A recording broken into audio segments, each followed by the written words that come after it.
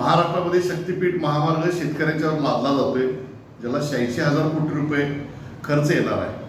पण वचननाम्यामध्ये शेतकऱ्यांची कर्जमाफी करणार, सरसकट करणार याबद्दल कोणतेही ठोस पाऊल सरकार घ्यायला तयार नाही.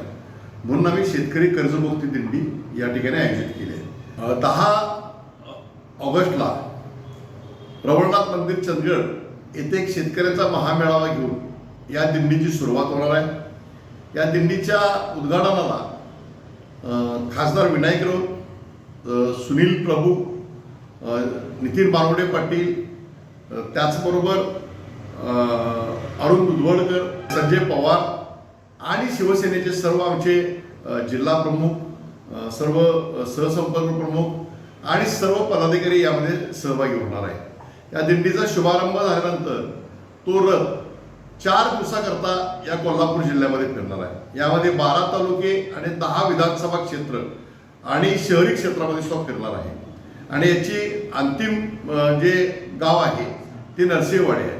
13 तारखेला सायंकाळी 7 वाजता तिथं एक सभा होईल आणि या दिंडीची सांगता होईल. नवनवीन अपडेट्ससाठी डिजिटल कोल्हापूर चॅनल फॉलो करा.